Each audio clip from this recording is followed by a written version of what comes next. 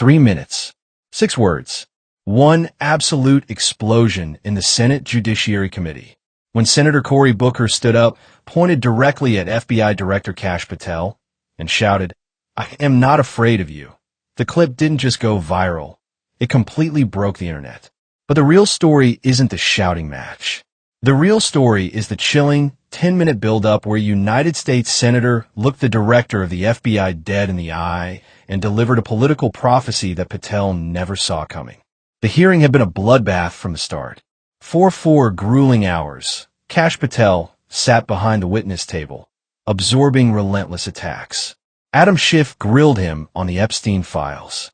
Dick Durbin exposed the controversial loyalty polygraphs, revealing that Patel's own senior team failed the tests and needed personal waivers.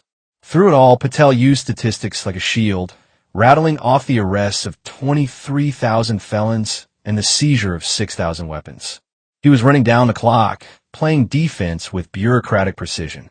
Then Cory Booker took the mic, and the entire temperature of the room shifted. Booker didn't come with standard Washington talking points. He came with the weight of a former Newark mayor who had ridden the streets with federal task forces. He knew what a functioning FBI looked like, and he accused Patel of tearing that institution down.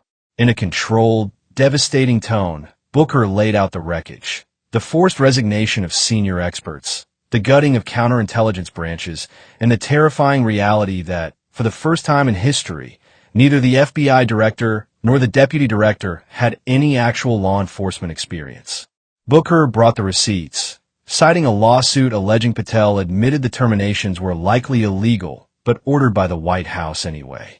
When Booker accused him of stripping the Bureau of the people who actually keep America safe, Patel finally cracked. He interrupted the senator, dismissing the documented allegations as a rant of false information that divides the country. And then Patel made a fatal error. He looked at a sitting U.S. senator and snapped, "It is my time, not yours." That was the spark that lit the powder keg.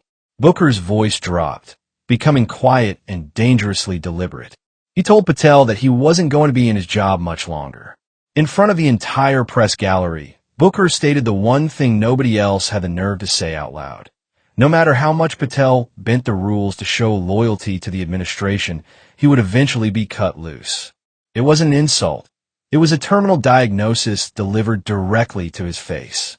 Patel tried to regain control, declaring his time wasn't over. But the professional mask was gone. Booker rose from his chair, refusing to be silenced by an appointed official. "You do not tell me when my time is over," Booker roared, pointing his finger like a spear. "I'm not afraid of you."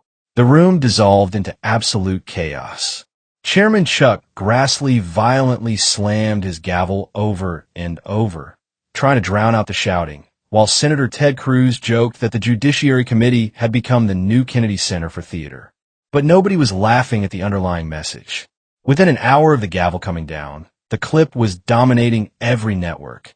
Former FBI officials, the very ones fired under Patel's tenure, immediately went public, stating bluntly that Senator Booker was absolutely right. Even Republican allies like Senator Tom Tillis were caught quietly advising Patel to lower the temperature, a subtle indictment of the director's crumbling composure. The constitutional warning had been cemented into the congressional record. The FBI is bleeding expertise, and the man at the top might just be a temporary pawn in a much larger political game.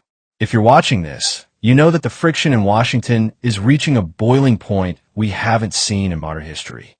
Did Cory Booker just expose the exact expiration date on Kash Patel's career, or was this just political grandstanding for the cameras?